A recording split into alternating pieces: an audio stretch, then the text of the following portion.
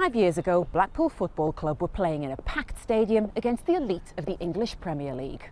Fast forward to today, and the club are languishing near the bottom of England's third tier of football, with its owners at war and its fans boycotting games.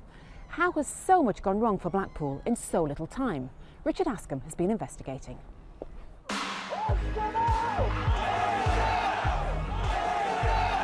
Conflict and controversy from top to bottom.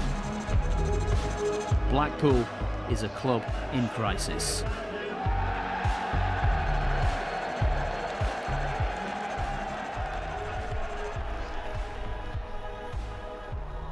Blackpool is of course famous for many things, for its promenade, its tower and its ballroom, but also for the long and proud history of its football club. The Matthews final of '53 is possibly the most famous in FA Cup history, and their promotion into the Premier League in 2010, one of the most remarkable. Blackpool Football Club are in the Premier League next season. Today, though, the club is in a mess. Despite its modern ground, performances on the field have gone from bad to worse. The two owners are at war, and many fans have had enough. We want to get the chairman out. We want the club run properly. The whole team tonight, it's just on one-year loans, one-year loan deals. We don't even have proper players. He needs to go. No one wants him here. Everybody wants him gone. Money has long been tight at Bloomfield Road. Owen Oyston, a local businessman, bought a club that was on its knees in 1988. It was the Oyston family's money that kept the club solvent. And less than a decade later, his son Carl became chairman. Then in 2006, a Latvian businessman, Valeri Belakon, joined the club's board, and everything changed. Belakon went on to invest about £7 million into the Seasiders in return for a 20% share, plus a slice of matchday revenue. His cash was pivotal in helping Blackpool gain promotion to the Premier League in 2010, worth a jaw-dropping £90 million. We've been told that over half of that has been spent on players' salaries, more on tax bills. But controversially, much of the money went to companies owned by the Oyston family. In 2012, it was revealed that Blackpool FC had paid a company owned by Owen Oyston £11 million. Carl Oyston claimed it was a tax-efficient way of paying off some of the club's debts. The football club then loaned £27 million to a separate company, also owned by the Oystons. The family say that money has either been invested in the club or remains available to spend, a claim disputed by many fans who've seen their teams slide down the leagues. After just one season in the Premier League, Blackpool just missed out on a return 2 years later. But manager Ian Holloway's departure that same year proved a turning point. In the 3 years that followed, 7 managers have come and gone.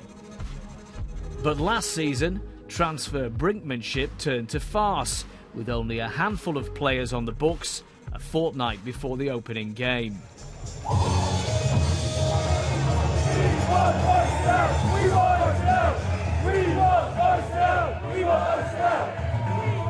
These protests outside Bloomfield Road have been going on for the last couple of seasons, and of course there are different shades of opinion amongst Blackpool supporters, but I think this is another illustration of just how much the relationship between a large section of the supporters and the owners, the Oyston family, have completely broken down.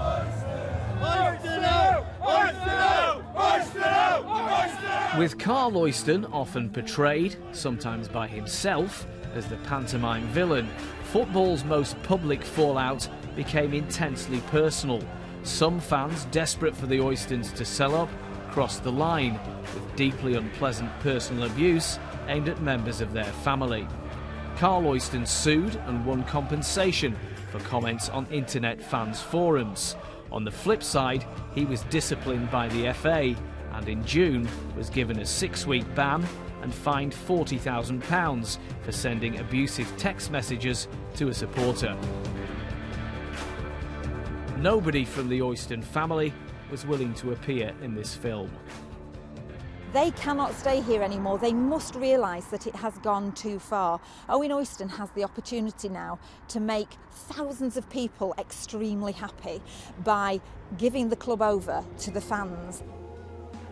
Yet despite the widespread claims of financial mismanagement, the Oystons argue they've actually run the club very sensibly. Blackpool has £15 million in the bank, and the family say that its relationship with other Oyston companies gives it more financial security than almost any other club outside the Premier League. If things were rosier on the pitch, their thinking goes, the most vociferous protests would simply melt away. But the Oystons have another problem, their relationship with Valeri Belokon. All smiles at Wembley in 2010, it wasn't long before Mr. Belokon became unhappy at how the club was being operated. Last month he decided to sue the Oystons, claiming they haven't run Blackpool Football Club in the interests of all shareholders, only themselves. I travelled halfway across Europe to his home city in Latvia to get his side of the story. Valeri Belokon is certainly well known in his home city of Riga. He owns several companies, including an international bank, as well as other businesses in the media, financial and food industries. His wealth is estimated somewhere in the region of £200 million. But even so, why would he use part of that fortune to buy into a club like Blackpool? And what happens now? Well, in an extremely rare television interview, he agreed to talk to me about his plans at his office in the middle of the city. You obviously know about the inner workings of the club more than most people, and you know about your intentions and the Oyston family's intentions. Owen has in essence done a lot for the club in over 25 years, and I think what he really wanted was for his son Carl to continue to manage the club, and they would form some kind of dynasty of family members running the club. But it seems that he's taken over the love for money and not for the club. And do you hope that Do you hope, Valeri, that you will be the owner in, let's say, 5 years' time?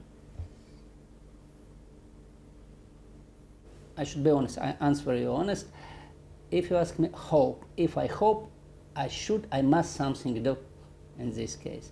And I thinking, and now I ask me honest, do я делаю все для этого или нет? Do I do everything to achieve this or not? It's a question to me, but я бы хотел.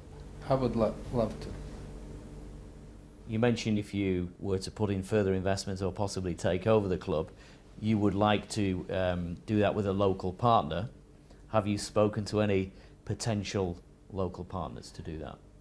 I'm not ready to tell the names, but I have indeed met local partners who, in my opinion, love football. We can work together. So these are local business people? Yes. With serious money? With enough money, because I don't know what it means serious. On the other side of the argument, 2 years ago, Valeri Belokon asked the Oystons to pay him £24 million for his 20% share. Judging someone's absolute intentions is extremely difficult, but I think it is fair to say that with documents I've seen, this does appear to represent a significant change of heart. We also understand that a German consortium recently approached Blackpool with a view to a takeover, and according to sources within the club, that fell down because of a lack of communication between Valeri Belokon and the Oyston family. Meanwhile, in July, the Blackpool Supporters Trust launched its own £16 million takeover bid, but with the club's assets valued by the owners at least double that, it went no further. The situation is extremely distressing now for a great many people. For people who have supported this club for generations, to feel that we no longer even have a team to support properly anymore is just awful.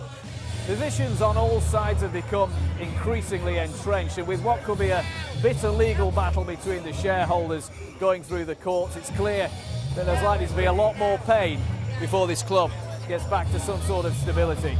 As long as they go, who cares? Just let it get sold down. Who will buy it? You should let BST buy it. We've gone from the Premier League and we're going down to the bottom division. and it's got to stop.